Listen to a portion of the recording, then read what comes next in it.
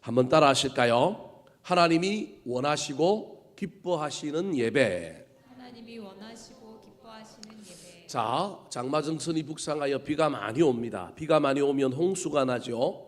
홍수가 나면 어떤 현상이 일어나나요? 물은 많은데 마실 물이 없게 됩니다. 이것은 예배에도 마찬가지로 적용됩니다. 사실 우리 그리스도인들은 늘 예배와 함께 살아갑니다. 주일 예배, 수요 예배, 금요 기도회, 새벽 기도회, 퇴근하면 돌 예배, 결혼 예배, 한갑, 요즘은 뭐 한갑 예배 잘 안 드리지만 옛날에는 한갑 예배, 칠순 예배, 얼마나 예배 많이 드리는지 모릅니다. 죽어도 마지막에 뭐 하고 죽어야 돼요? 예배로 죽어야 돼요. 말이 좀 이상합니까? 예배하고 우리 그리스도인들은 죽어야 되고요. 우리 인생의 마지막도 예배로 끝나게 되어 있습니다.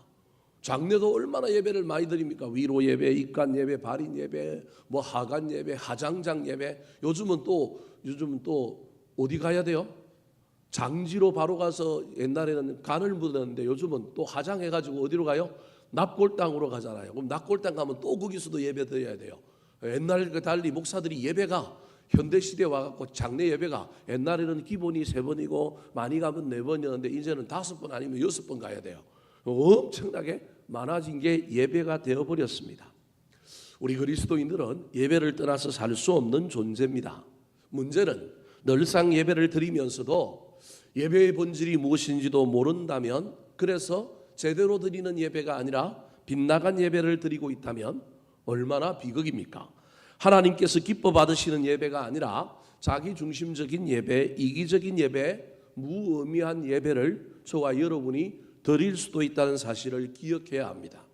그래서 구약시대에 그 유명한 이사야라고 하는 선지자는 예배의 본질이 하나님과의 만남인데 그 만남은 온데간데 없고 형식적으로 예배만 드리고 가는 이스라엘 백성들을 향하여 뭐라고 얘기했느냐 하면 성전 뜰만 밟고 성전 마당만 밟고 가는 자들이라고 이야기했습니다.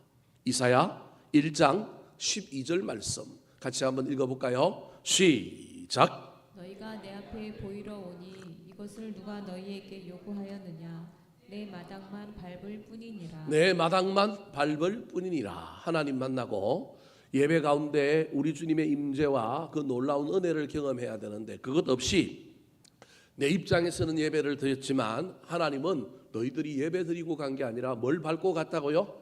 마당만 밟고 갔다. 아이고 안 나온 사람들보다 마당이라도 밟고 갔으니 얼마나 감사합니까? 그럼에도 불구하고 이왕 나와서 드리는 예배라면 정말로 우리가 제대로 된 예배 드려야 하지 않겠습니까? 오늘 본문 말씀은 사도 바울이 가보지 않은 교회인 로마 교회의 교인들에게 예수 그리스도가 누구인지, 복음이 무엇인지, 구원이 무엇인지에 대하여 쭉 설명했습니다. 그 설명에 대한 결론이 바로 오늘 로마서 12장 1절 2절이에요. 구원받은 사람, 예수 그리스도를 인격적으로 만나는 사람에게 제일 중요한 게 뭐라고요? 예배라는 거예요. 구원받은 사람이 가장 중요하게 여기고 가장 애를 써야 될 것이 무엇이냐면 예배다.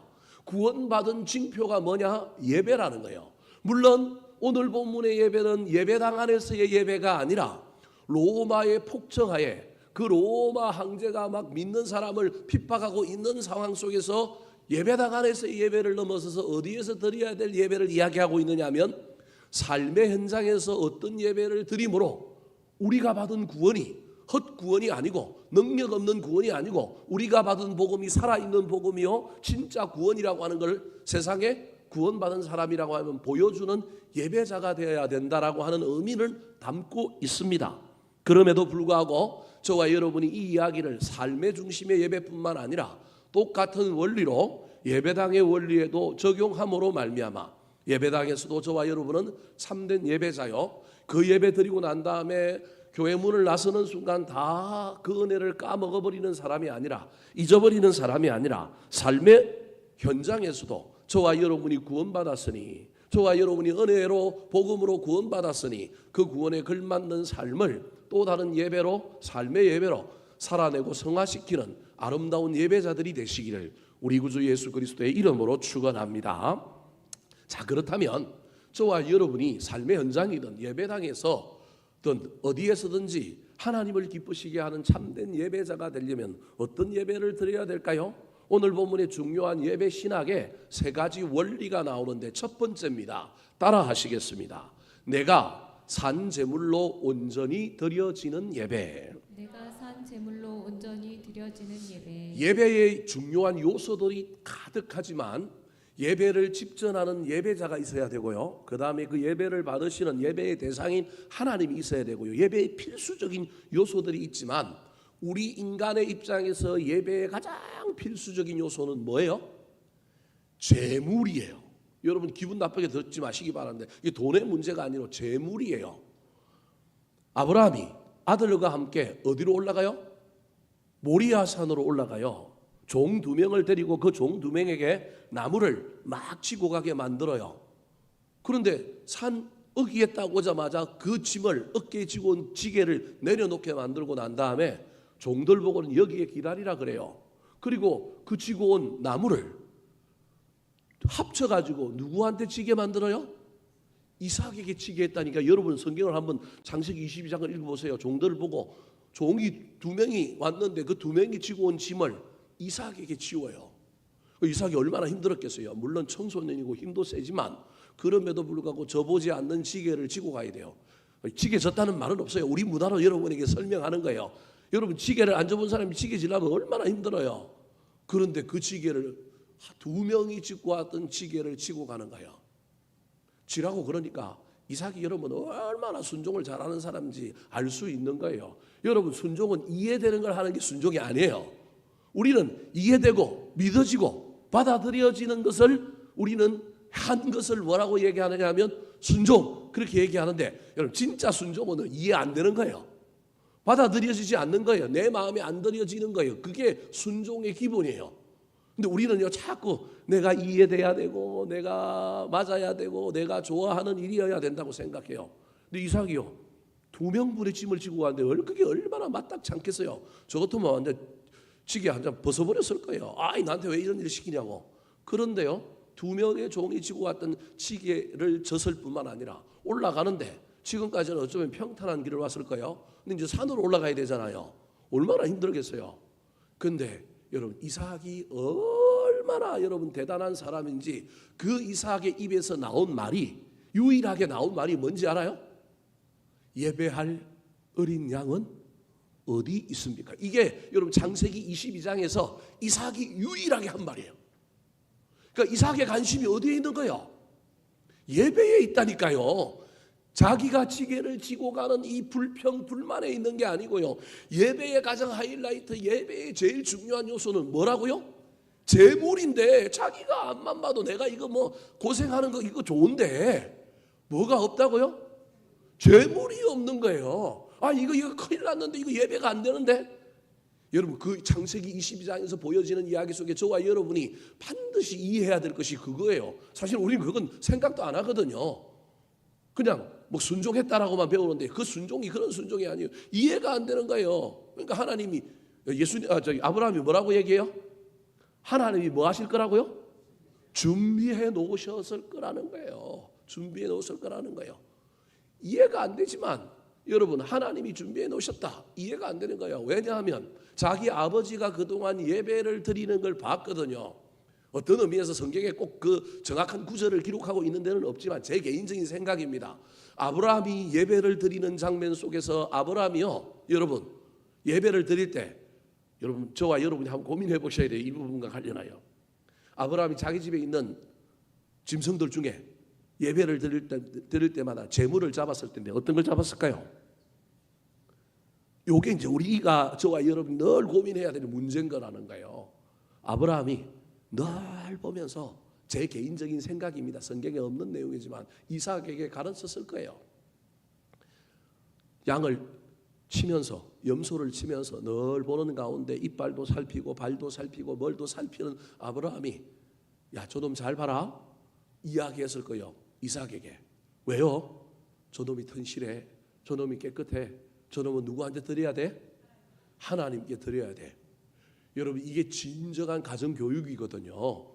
이 이야기를 그러니까 오늘날 우리 현대에 이게 지금 없기 때문에 사실은 자식들에게 믿음이 전수 안 되고 저도 마찬가지고 이게 어려운 거예요. 이 교육을 받은 사람이 누구냐 하면 이삭이에요. 어릴 때부터 재물을 구별하고 좋은 재물을 고르는 눈과 안목을 보여준 사람이 누구냐 하면 아브라함일 가능성이 있는 거예요. 그런 아버지가 그렇게 재물을 잘 고르고 그렇게 재물을 분리하고 제일 나쁜 거 드리는 것도 아니고 중간 거 드리는 것도 아니고 2등짜리 드리는 것도 아니고 우리 아버지는 하나님 앞에 늘 몇 등짜리 재물을 바쳤느냐 하면 1등짜리를 바쳤단 말이에요. 그걸 보고 배웠는데 아니 1등짜리가 집에 있었는데 가져오지도 않았어. 그러면서 뭐라고 얘기하느냐 하면 누가 준비했다고요? 하나님이 준비하셨다라는 거예요. 하나님이 준비하셨다라는 거예요. 여러분 모리아 산에서 제사 드리는 장면이 나중에 신약의 누구의 장면이냐면 예수님을 제사 드리는 하나님의 모습이에요. 아브라함과 이삭의 이야기가 왜 위대하고 우리는 그걸 왜 예수님의 십자가의 모형이다, 왜 거기에 성전이 지어졌느냐. 모리아 산에서 이삭을 제물로 바치려고 했던 그 자리가 나중에 예루살렘에 뭐가 돼요? 성전이 됐다니까요. 그럼 왜 거기가 성전이 돼야 되느냐는 거예요. 하나님이 얼마나 그 예배를 감동하고 받으셨느냐 하면 하나님이 너무너무 감동하고 너무너무 감동한 아버지 나중에 급하게 이 아브라함이 이삭을 칼로 치려고 할 때 여러분 하나님이 개입하잖아요. 창세기 22장을 보면요, 불도 가지고 가고 뭐도 가지고 간대요? 칼도 가지고 간대요. 그런데 뭐만 없어요? 재물만 없어요. 그러니까 여러분 지금 아브라함이 누가 재물인 거예요? 이거 뭐 이상하게 여러분 생각하지 말고 들으셔야 됩니다. 그동안 최고로 골랐던 양이 아니라 이번에는 자기가 최고로 여기는 누굴 드리는 거예요? 이삭을 드리는 거예요. 말이 안 되는 이야기고 이해가 안 되는 이야기지만 이 속에 예배가 뭔지를 보여주는 거예요. 아브라함은 그 신비를 깨달은 거예요. 나는 그동안 하나님께 최고를 드렸는데 하나님이 또 다른 최고를 달라고 그래? 이게 인간으로는 말도 안 되는 건데 자기가 지금 가장 최고로 여긴 건 누구예요? 아들 이삭인 거예요. 여러분 그때 그 아브라함이 신약에 오면 누구냐 하면 하나님이고요. 이삭이 누구냐 하면 예수님인 거예요. 아브라함도 최고의 것을 드렸고요. 하나님도 우리를 위하여 최고의 것 예수님을 드린 사건이 똑같은 사건인 거예요. 사실은. 그래서 그 자리가 나중에 무슨 자리가 된 거예요? 성전 예배당이 된 거예요. 오늘 이 사건만 갖고 두 개만 갖고 이야기해도 끈이 없지만 그러면 진도가 못 나가기 때문에 하여튼 재물이 제일 중요한 거예요. 이삭은 재물이 없는 것 때문에 얼마나 고민하고 갔는지 모릅니다. 자기 아버지가 재물을 준비해야 되는데 누가 준비하신대요? 하나님이 준비하신대요. 이해가 안 되는 거예요. 한 번도 하나님이 준비하신 걸 본 적이 없어요. 왜냐하면 하나님이 준비하셨던 것은 이삭의 머릿속에는 자기들이 예배 드리러 갔는데 하나님이 재물을 딱 놓아놓고 준비해놓고 있었는데 그런 적이 없거든요. 자기 아버지는 최고의 재물을 하나님 앞에 드렸던 분이란 말이에요. 근데 이해가 안 돼도 올라갑니다. 올라가는데 갑자기 다 올라오니까 어떻게 해요? 나무를 펼쳐놓고 그 다음에 쌓더니만 그 밑에 이제 불도 가지고 왔단 말이에요. 불을 거기서 피운 게 아니고 부싯돌로 피운 게 아니고 불을 갖고 왔대요. 성경에 보면 칼과 내가 보기엔 그 칼도 엄청나게 갈아왔을 거예요. 그리고 난 다음에 이삭을 올라가라 그래요. 여러분 같으면 올라갈래요? 근데 이삭이 지금 이해가 안 되는 거예요. 그럼에도 불구하고 이삭은 뭐예요? 올라가요. 그 다음에 밧줄로 갖고 뭐예요? 묶어요. 성경에 보면 묶었다고 얘기 나와요. 창세기 22장에. 여러분 이때쯤 되면 아무리 바보라도 지금 이 순간이 어떤 상황인지 알 수 있지 않겠습니까? 그럼 이삭이 몸부림을 쳐야 되든지 도망을 가든지 그래야 되잖아요. 아마 아브라함이 그 장면에서 칼을 가지고 내리치려고 하는데 실제로 치려고 그랬고요. 제가 보기엔 3일 오는 동안에 또는 3일이 시작되긴 첫날 새벽에 일찍 일어나서 왔다 그러는데 새벽이 아니라 초저녁 한밤부터 아브라함은 제 개인적인 생각입니다. 칼을 가지고 어떻게 내리쳐야 우리 아들을 한 번의 고통 없이 죽일까? 여러분 이런 상상도 안 해봤죠? 얼마나 이게 왜 제가 이런 상상을 이런 이해를 하느냐 하면 신약의 이야기를 가지고 구약을 예수 그리스도의 십자가의 사건을 가지고 이 모리아산의 사건을 재해석해서 읽어보면 아브라함의 마음이 하나님의 마음과 똑같다고 생각하면 이건 여러분 그냥 우연의 일치라든지 뭐 이상하게 상상하고 뭐 하나님이 어떻게 해주겠지 이게 아니라고 하는 이야기로 읽힌다는 거예요. 신약의 이야기가 구약의 모델 원형이 있었다라고 하고 그게 연결이 되어 있다고 보면 우리는 그냥 아브라함이 믿음으로 그냥 하나님이 어떻게 해줄 거라고 뭐 기대하고 갔겠지. 죽이려고 하는 게 아니라 죽이는 척 뭐 했겠지? 신용만 했겠지. 그런데 신약을 이해하고 구약을 보면 아브라함이 그게 아닌 거예요. 제 개인적인 생각은 출발하기 초저녁부터 칼을 간 거예요. 이건 진짜인 거예요. 이건 뭐 그냥 우연을 바라고 요행을 바라고 있는 것이 아니에요. 어떻게 하면 이 아들을 고통 없이 한 번에 죽일까? 여러분, 그래서 신약에 예수님이 십자가에 달려서 뭐라 그래요? 엘리 엘리 라마 사박다니, 나의 하나님 어찌하여 나를 버리시나이까? 사실은 이게 구약에 오면 누구의 소리인 거예요? 이삭의 소리일 수도 있다니까요. 이삭이 눈만 뻥긋뻥긋 쳐다보고 아버지를 쳐다보고 있는데 닭똥 같은 눈물이 나오려고 할 거예요 아마. 뭐 이런 장면이 이 신약과 함께 오버랩이 돼서 이해하면요, 이게 그냥 연습 삼아 해보는 게 아니고 진짜로 하나님이 이거 진짜 원하는 거다, 내 최고의 것을 들어야 되겠다. 그러면서 칼을 가지고 갔을 거고, 그 칼을 가지고 정말로 단번에 내리쳐서 그 이삭을 제물로 바치려고 했을 거예요. 그러니까 하나님이 얼마나 급했든지 어떻게 하늘에서 어떻게 보고 있다가 아브라함 갑자기 개입을 하잖아요. 여러분, 이게 진짜 예배거든요. 예배에 여러 가지 요소가 있지만 그 예배 속에 제일 중요한 것이 이삭의 제물로 바쳐졌던 모리아 산이든, 여러분 예수 그리스도가 우리를 위하여 십자가에서 돌아가시는 이야기든지 간에 제물이 제일 중요하단 말이에요.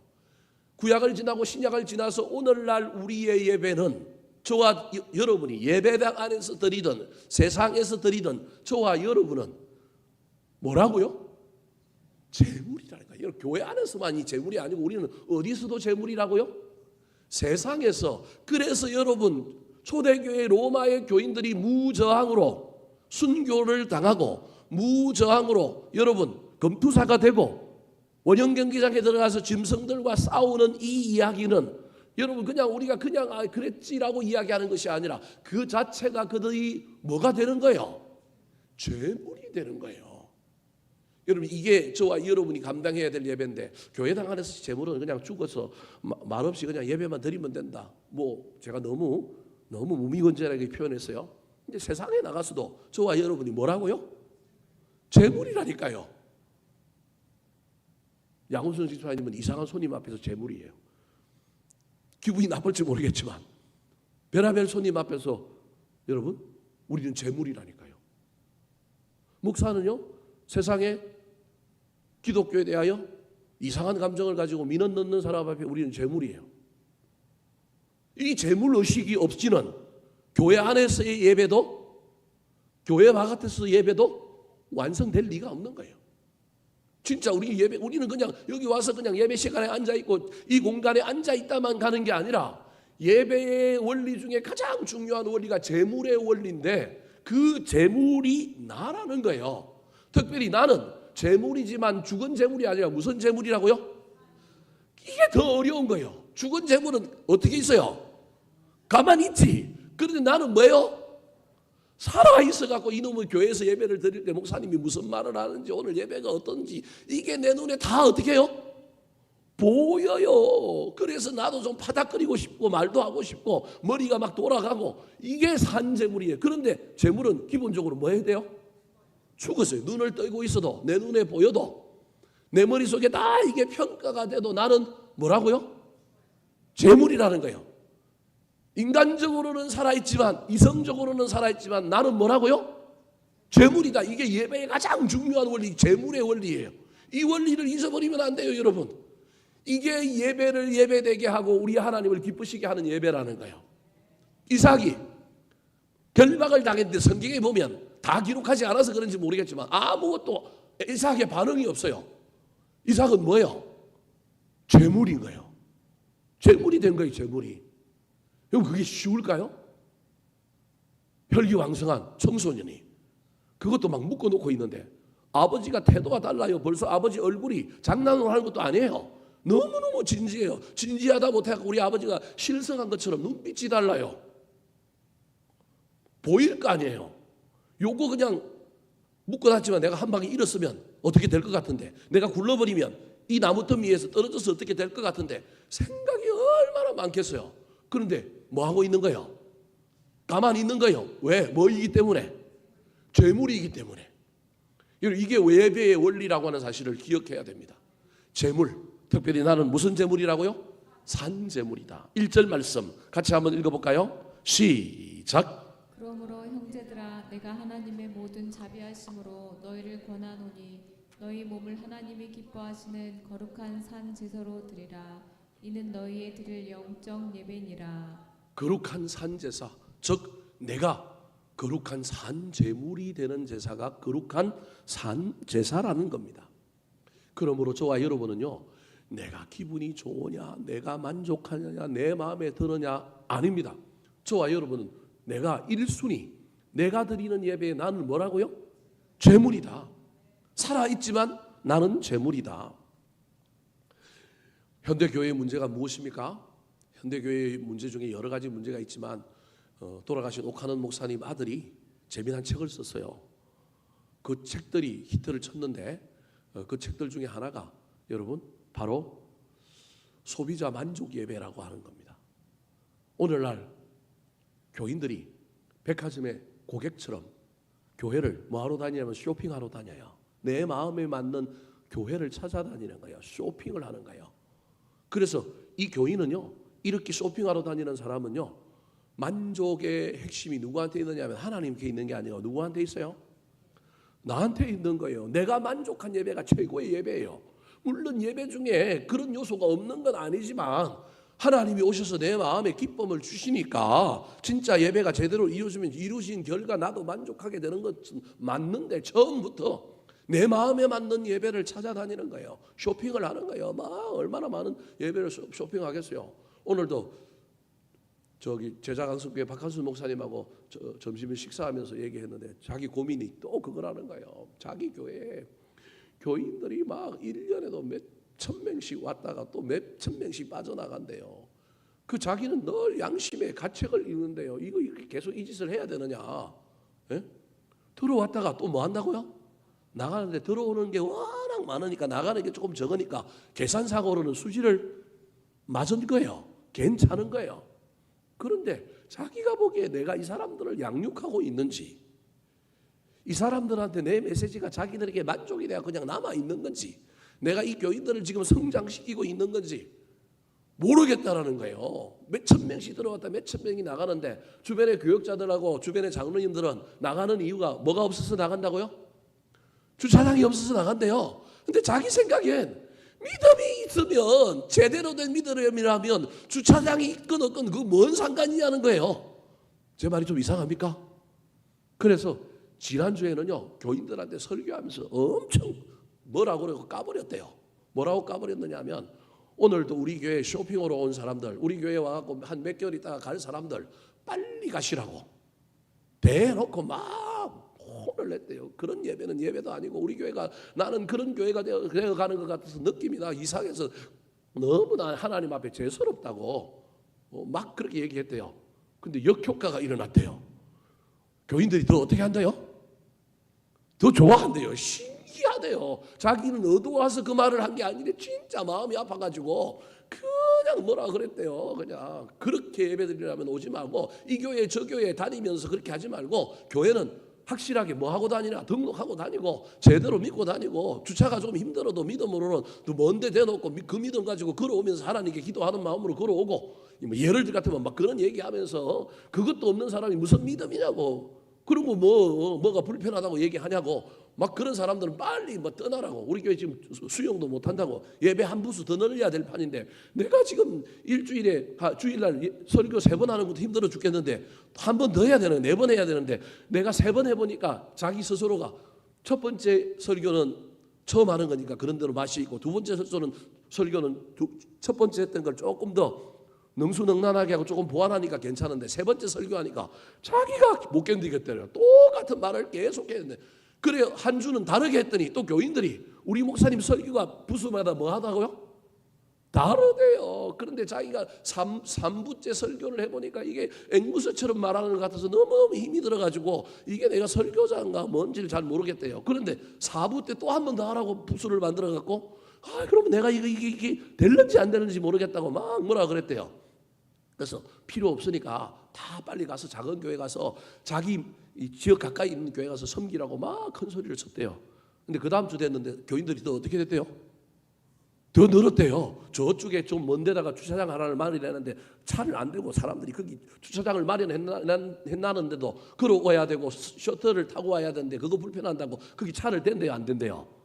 안 된대요. 그런데 지난주는요, 거기 주차가 늘어났대요. 뭐라고 그랬는데 뭐라고 그러면 안 올 줄 알았는데 뭐라고 그러는 바람에 정신을 차렸는지 전부 다 또 거기 주차를 하고 또 걸어오더래요.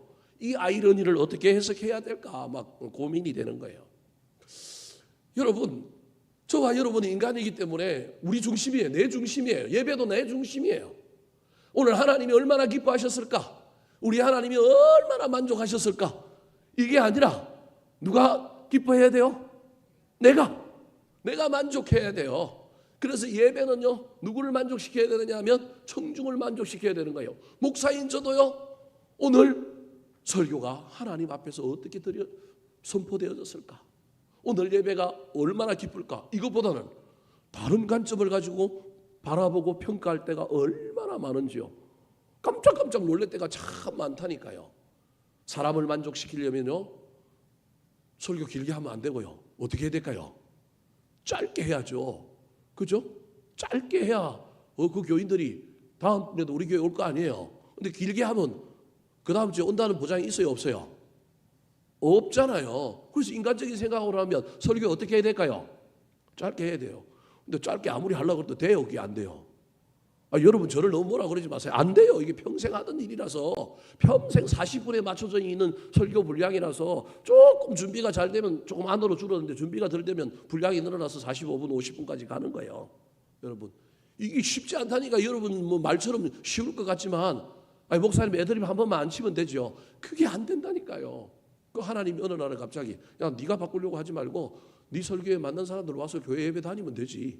그러길래 그냥 고민하다가 어떻게 하면 이걸 바꿔야 될까? 우리 집 사람은 서론을 아예 날려버리래요. 우리 집 사람은 서론 이야기하지 말고 그냥 첫째부터 그냥 시작하래요.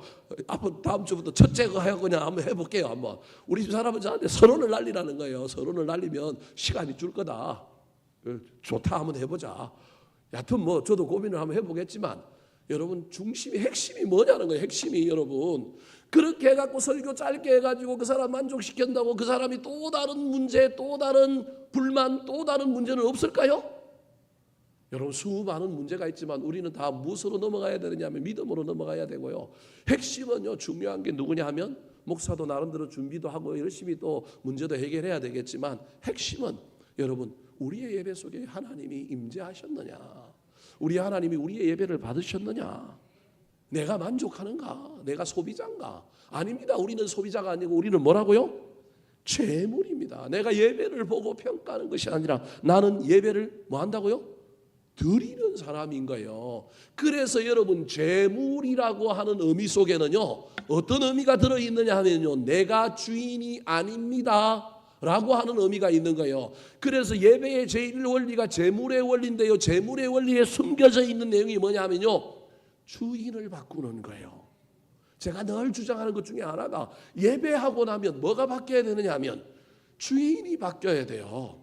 우리는 이 주인을 안 바꾸려고 그래요. 예배만 드리고 주인은 나고요, 그냥 하나님이 나한테 은혜 주시기만 원하는 거예요. 내가 재물 되어야 될 이유가 뭔지 아십니까? 재물은요 내 마음대로 내가 하는 게 아니에요. 재물은요, 그 재물을 움직이는 분이 있는 거예요.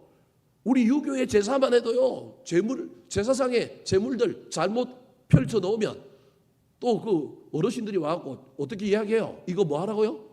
이쪽으로 옮겨, 저거 이쪽으로 옮겨, 순서가 잘못됐어, 홍동백서 잘못됐어, 조유리시 막 이렇게 얘기하면서 지역마다 막 또 다르잖아요. 어떤 동네 가면 또 경상도 사람이 저 딴 데 가서 또 제사상 차렸더니 그 또 시어머니가 와갖고 또 뭐 이건 또 뭐라고요? 틀렸대요. 또 저기 강원도 가갖고 제가 한번 또 가봤는데 거기는 또 전혀 또 다르게 또 배치를 하더라고요. 지역마다 다 다르는 거예요. 그 말은 뭐냐 하면 재물은 자기가 주인이 아니라요, 누가 옮기는 거예요? 제주가 또는 제사를 집전하는 사람이 옮기는 거예요. 그 의미 속에는 뭐가 있느냐 하면 나는 주인이 아니라는 거예요. 사랑하는 성도 여러분, 저와 여러분이 재물이 되셔서 소비자, 주인 되지 마시고 재물이 되시고 주인을 바꾸는 예배자들이 되기를 우리 구주 예수 그리스도의 이름으로 축원합니다. 두 번째, 오늘 본문에 나오는 예배 신학, 예배의 원리는 무엇일까요? 따라하시겠습니다.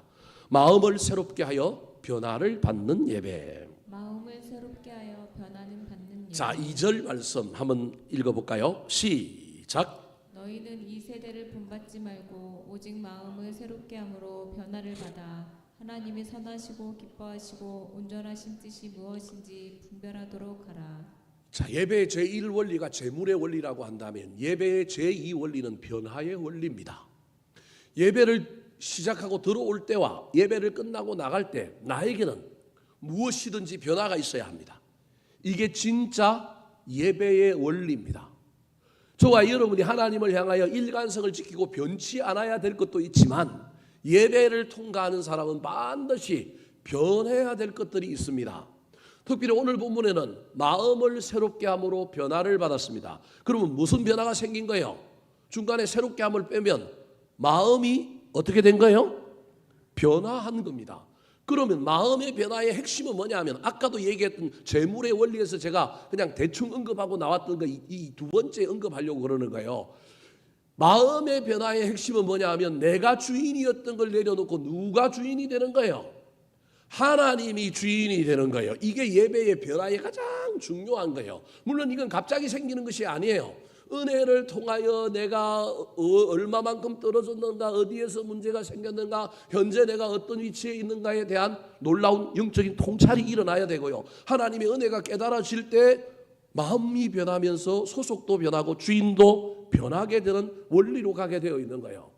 그러므로 처음에 저와 여러분이 예배 가운데 반드시 기억해야 될 것은 이게 내가 예배하고 나면 마음이 새로워져야 되는구나, 마음에 변화가 있어야 되는구나라고 하는 것을 잊어버리면 안 됩니다. 그래서 저와 여러분이 예배하고 난 다음에 은혜 받았습니다라고 하는 말이 우리의 상투적인 표현인데 그 말이 그렇게 나쁜 말은 아니지만 그럼에도 불구하고 은혜 받았습니다라고 하는 말은 다르게 해석하면 내가 변하겠습니다라고 하는 말이 되어야 합니다. 저와 여러분은 예배를 드렸는데 변화가 없다. 생각의 변화, 언어의 변화, 마음의 변화, 삶을 바라보는 태도의 변화, 무조건 변화가 있어야 합니다. 왜냐하면 예배 중에 오셔서 우리의 마음을 찔러 쪼개고 변화시키는 분이 누구냐 하면 성령님이기 때문에 그렇습니다. 말씀으로 찾아오셔서 하나님께서 말씀으로 우리를 찔러 쪼개므로 말미암아 우리의 심령에는 이미 수술이 일어났습니다. 여러분, 수술 받은 사람은 예전하고 몸이 같아요, 달라요? 달라요. 여러분, 변화가 있잖아요. 말씀의 수술이 있는 겁니다. 성령의 감동 감화 속에 저와 여러분이 은혜로 말미암아 깨달음 속에 저와 여러분의 마음에는 변화가 일어나야 합니다. 그 마음의 변화는 나중에 무슨 변화를 일으킬 거냐 하면 삶의 변화를 일으키는 데까지 나아가야 합니다. 그런데 삶의 변화 이전에 반드시 마음의 변화가 있어야 합니다. 사람마다 다 다를 수 있습니다. 어떤 사람은 뜨거워졌다 그러고요. 어떤 사람은요 회개가 터져 나오고요. 어떤 사람은요 굳은 결단과 헌신이 나오고요. 어떤 사람은 그냥 전율이 오고요. 어떤 사람은 말씀 들었는데 이 말씀이 이런 말씀인가 깨달아져 가지고요 그냥 놀라운 희열과 기쁨이 우리 가운데 오는 변화의 다양한 모습이 있을 수 있습니다. 꼭 변화가 막 회개해야 된다, 제가 그렇게 말하는 거 쉽지는 않습니다. 그런데 중요한 건 예배를 드리고 가면 예배 끝나고 난 다음에 우리 마음속에는 뭐가 있어야 되느냐 하면 이 변화가 있어야 되는데 나한테 어떤 변화가 있나. 변화는 그냥 잘 자고 가면 골치 아프고요. 변화는 그냥 왔는데 그냥 더 마음이 굳어져 간다. 오늘 예배 드리고 갔는데 마음이 불편하고 예배 드리고 갔는데 막 그렇다. 물론 성령님이 때로는 우리 마음을 불편하게 해서 보낼 수도 있습니다. 그래서 그 불편함 때문에 집에 돌아가서 변화를 경험하는 경우도 있습니다. 중요한 건 어찌되었든지 간에 그냥 여러분 술에 술 탄 듯 물에 물 탄 듯 아무런 변화 없이 간다? 일관성을 유지하고 믿음이 한결같은 차원에서 우리의 변화가 없는 것 참 좋은 일이지만 그럼에도 불구하고 오늘 어떤 말씀 때문에 오늘 어떤 것 때문에 내 마음에 놀라운 찔림과 반응들이 예배 가운데 나타나야 한다는 사실을 기억하셔서 내가 제물되어 드려지는 예배 가운데 하나님이 주시는 놀라운 은혜로 말미암아 내 심령의 변화, 내 마음의 변화, 나의 가치의 변화가 우리 삶의 현장에 나타나고 드러나게 되기를 예수님의 이름으로 축원합니다. 세 번째입니다. 자, 오늘 본문에 사도 바울이 로마에 핍박받는 교인들, 로마의 황제의 그 어려운 상황 가운데서도 그들이 드려야 할 예배, 예배당 안에서 예배뿐만 아니라 삶의 예배에 어떤 예배를 이야기할까요? 따라하시겠습니다. 하나님의 뜻을 분별하고 순종하는 예배. 하나님의 뜻을 분별하고 순종하는 예배. 자, 예배의 세 번째 원리가 순종의 원리입니다. 첫 번째 원리가 뭐라고요? 재물의 원리. 잘 기억하셔야 됩니다. 이거 엄청나게 중요한 겁니다. 여기서부터 시작합니다. 재물의 원리는 내가 하는 거고요. 여러분, 변화의 원리는 하나님이 하셔야 될 부분이 많습니다.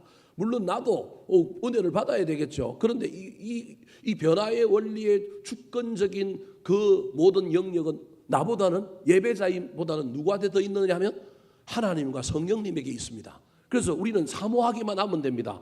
때로는 점검해 봐야 됩니다. 아, 내가 변화해야 되는데, 내가 나한테 뭔가 좀 감동이 있고 나한테 뭔가 있어야 되는데, 이 부분은 우리가 좀 확인해 볼 필요는 있지만 내가 이걸 어떻게 만들어낼 재간은 없습니다.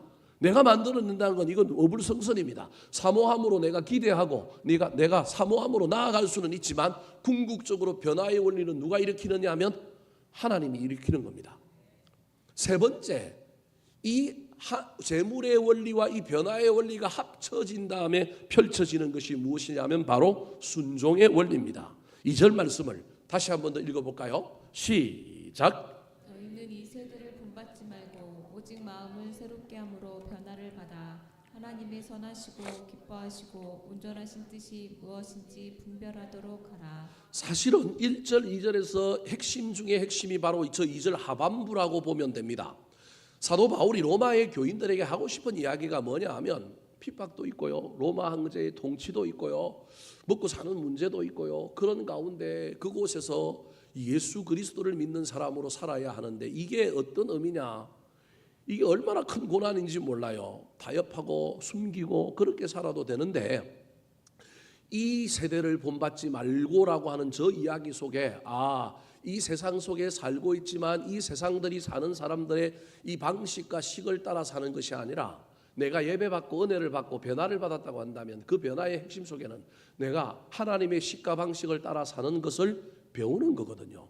그것을 깨닫는 거거든요. 그걸 2절 마지막에는 뭐라고 얘기하느냐 하면 마음이 새롭게 되고 변화를 받았다면 하나님이 너한테 정말로 원하시는 것이 뭐냐, 하나님의 선하시고 기뻐하시고 온전하신 뜻이 무엇이냐, 그 뜻을 분별하도록 하라는 거예요. 그 말은 분별하는 것으로만 끝나지 말고 저기에 생략된 단어가 분별해서 뭐라고 이야기하고 있는 거예요? 순종하라는 겁니다. 여러분, 이 이야기는 예배당 안에서의 예배에도 동일하게 적용됩니다. 저와 여러분이 제물이 되어서 온전히 예배를 드려질 때, 예배가 드려질 때 우리 하나님이 찾아오셔서 우리 마음을 만지시고 말씀으로 수술하시고 찬송과 기도와 여러 상황 가운데 우리에게 은혜를 주실 때 우리 마음이 뜨거워지고 우리 마음이 변화되었다고 한다면 하나님이 나에게 내려주실 복, 하나님이 나한테 베풀어 주실 것, 처음에는 그것 때문에 감사하고 그것 때문에 기뻐 뛰다가도 그러면 내가 삶의 현장으로 나가서 어떤 삶을 살아야 할지에 대한 하나님의 뜻이 무엇인지, 이 은혜 이후에 이 은혜를 통하여 우리 하나님이 하시고자 하는 일이 무엇인지가 저와 여러분에게 분별이 되어야 합니다. 그래서 저와 여러분의 예배의 진짜 완성은 예배당 안에서의 예배가 아니라 어디 가서 완성해야 되느냐 하면 삶의 현장에서 하나님이 나에게 깨닫게 해주시는, 은혜를 받아서 마음의 변화를 일으켜서 깨닫게 해주시는 그 뜻을 붙들고 살아가는 겁니다. 이게 쉬운 일은 아닙니다. 세상에서 바보라고 소리를 들을 수도 있고요, 세상에서 손해를 볼 수도 있고요, 억울할 수도 있습니다. 그럼에도 불구하고 이건 누구의 뜻이다? 하나님의 뜻이다. 내가 이 뜻대로 살아야지. 그렇게 깨닫고 그 뜻에 나의 육신과 나의 성전과 나의 모든 마음을 어떻게 하느냐 하면 여러분 쳐서 복종시키며 나아가는 겁니다. 그게 순종입니다. 그 순종의 결과가 형통이 될지 복이 될지 모릅니다. 로마의 교인들은 그 순종의 결과가 여러분 초대교회 때 그게 전부 복으로 돌아왔나요?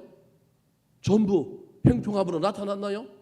아닙니다. 십자가의 형틀에 매달리기도 하고요. 심지어 다른 어떤 책들에 보면요, 그때 수많은 그리스도인들을 핍박하여 네로 황제라고 하는 사람은요, 아니 이스라엘 예루살렘의 한 도시의 그 구역을 나누는데 특별히 7구역이라고 하는 곳에 예수 믿는 사람 잡아가지고 인간 뭘로 만들었다고요? 인간 가로등을 만들었대요. 밤에 불을 좋아했는데 전부 거의 사람을 불태워가지고 밤에 가로등 만들었다는 거예요. 얼마나 악랄합니까? 그럴 정도로 그리스도인들이 핍박을 받았어요. 이게 하나님의 뜻을 분별했는데 좋은 일만 생기면 얼마나 좋겠어요. 그럼에도 불구하고 이게 예배다, 이게 제물이다, 자신들은 결단하고 그 길을 가는 겁니다. 오늘날 우리의 삶에는 그 정도까지는 아니더라도 여러분, 하나님의 뜻이 무엇인지 분별하고 살 때 조금 세상 사람들 보죠. 바보들, 돈 버는 일이 저희 눈앞에 있는데, 쉬운 길이 저렇게 있는데, 그거 좀 타협하고 살아도 전혀 양심적으로 문제 없는데, 때로는 더디 갈 수도 있고요, 때로는요 좀 손해를 봐야 될 필요도 있을 겁니다. 그럼에도 불구하고 진짜 예배를 드리는 사람은 예배 이후에 내 소원이 이루어지고 내 문제가 해결되는 걸 넘어서서 하나님의 뜻이 무엇인지를 깨닫고 삶의 현장에 가서 그 뜻을 이루며 사는 사람들이라는 겁니다. 로마서에 나오는 이 예배에 대한 이야기는 오늘 우리에게도 하는 이야기지만 초대 로마에 살고 있는 핍박받는 하나님의 사람들에게 사도 바울이 이야기하고 있다라고 하는 사실을 저와 여러분이 감안하고 들을 때, 여러분, 우리는 그 정도 핍박, 그 정도 어려움은 없지 않습니까? 그렇다면 우리도 삶의 현장에서 할 수만 있다면 말씀을 내 안에 모시고 성령님을 내 안에 모시고 예배 듣고 나면 마음만 뜨거워지고 뭔가 새로운 결단, 새로운 뭐가 생기는 걸 넘어서서 삶의 현장에서 그대로 붙들고 살아도 한번 봐야 되지 않겠습니까? 손해가 되고 좀 더디 가고 좀 둘러서 가더라도 그 일 끝에서 내가 손해보고 내가 더디 가는 이 일 때문에 우리 하나님이 기뻐하신다라고 하는 그 어떤 영적인 감동, 어떤 그 우리 하나님의 격려, 위로, 저와 여러분이 이런 것도 한번 받아봐야 하지 않겠습니까? 세상처럼 꼭 잘 살아야 돼, 잘 돼야 돼, 많아야 돼, 이거로 막 우리는 막 만족하려고 하는데요, 우리 예수 믿는 사람은요 그것 말고도 하나님의 격려, 하나님의 칭찬, 우리 하나님의 기뻐하심이 저와 여러분의 삶의 어떤 동기가 될 수도 있지 않겠습니까? 이게 믿음인데 우리는 자꾸 세상의 식과 방식, 세상의 가치를 가지고 우리가 잘했다 칭찬받고 우리가 좀 목에 힘주고 뭔가 내가 좀 뿌듯해지려고 그러는데요, 최고의 저와 여러분의 프라이드는 누구의 칭찬이에요? 하나님의 칭찬이에요. 예수 믿는 사람은 이 칭찬이 있으면 되는 거예요. 세상적으로도 겸하여 덤으로 잘되게 해주신다면 좋겠지만, 아이고 안 해주셔도 우리 주님께서 그래 네가 잘했다, 수고했다, 고생했다, 힘들었지, 그래도 그 길 가렴. 여러분, 그 음성이 하늘에서 내 귀에 들린다면, 내 양심 속에서 내 마음 속에서 그 음성이 막 나를 위로하고 격려한다면, 여러분 그 신앙 괜찮은 신앙이지 않겠습니까? 그런 경험도 저와 여러분의 삶에 한번 일어나야 하지 않겠습니까? 말씀을 마치려고 합니다. 저와 여러분이 신앙생활의 가장 핵심을 예배라고 봅니다. 그렇다면 저와 여러분이 앞으로 예배를 어떻게 드려야 될까 늘 고민해야 합니다. 내가 보는 것이 아니라 내가 제물로 드려지는 그 예배 가운데 하나님이 놀라운 은혜를 주시고 깨달음을 주셔서 나도 내 마음 바꿀 수가 없는데 하나님이 찾아오셔서 내 마음의 변화를 일으키시고요, 하나님이 놀라운 은혜를 주셔서 감동과 감격이 있고요, 새롭게 뭐가 깨달아지고요, 결단할 수 있게 만들어준다면 그것처럼 은혜가 어디 있겠습니까? 더 나아가서 삶의 현장에서 그거 붙들고 살아가는데 잘되고 형통하기만 하면 좋겠는데, 그렇지 않다 할지라도 우리 하나님의 놀라운 칭찬과 위로가 나에게 있어서 그것 때문에 또 힘든 길이지만 우리 주님을 믿고 따라가는 그 길을 걸어갈 때 언젠가는 하나님께서 우리 앞에도 형통과 복으로 합력하여 선을 이루어 주시는 일들이 나타나지 않겠습니까? 마지막으로 영상 하나를 볼 텐데요, 예전에도 제가 한번 보여드렸을 겁니다. 최근에 우리 각 장로님이 홈페이지에도 올려놓은 영상인데요, 다윗과 요나단이라고 하는 초창기 우리 복음성가 가수들 중에 여러분 이런 믿음은 안 돼라고 하는 노래가 있습니다. 우리 한번 예배와 관련되어 있는 중요한 가사들이 나오는데 한번 들어볼까요?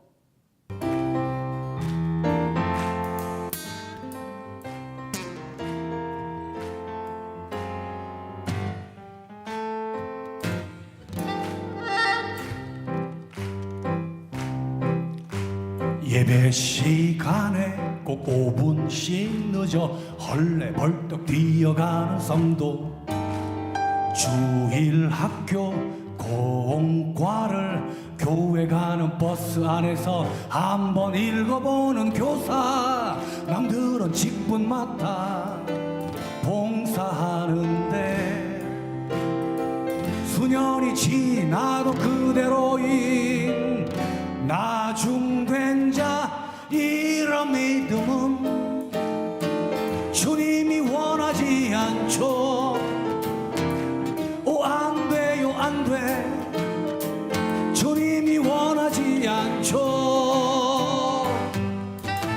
성가대 연습 제대로 안 하고 이상한 소리 내는 성가대원, 설교 시간 처음부터 졸기 시작해서 축도할 때 정신이 드는 성도, 헌금을 준비 않고 지갑 속에서 1,000원짜리 기막히게 뽑아내는 자, 이런 믿음은 주님이 원하지 않죠. 안 돼요, 안 돼. 주님이 원하지 않죠.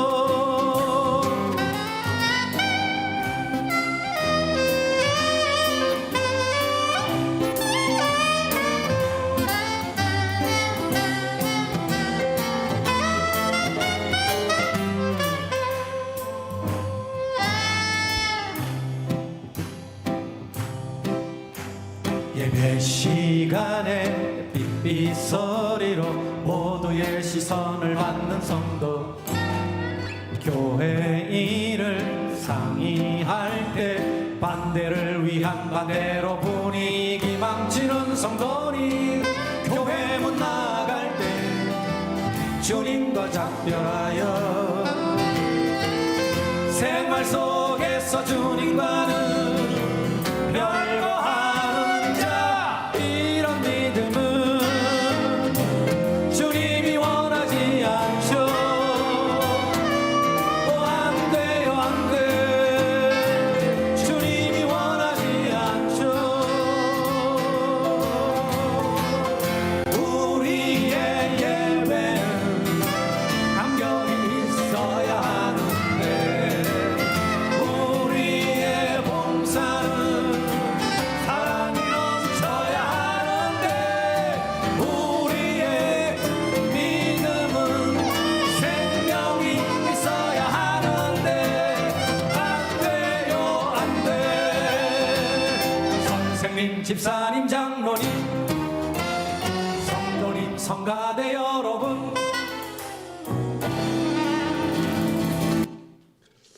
예, 40년 전에 만든 노래이기 때문에 뭐가 나와요? 삐삐가 나와요. 요즘 애들이 뭔 내용인지 알 수 없을 거예요, 그죠? 요즘은 이제 삐삐가 아니라 핸드폰이 울리죠, 예배 중에. 40년 전에는 예배 중에 뭐가 울린 거예요? 왜 삐삐가 드르륵 들어가고 울렸던 거예요? 그래서 가사 내용이 그렇게 나오는 겁니다.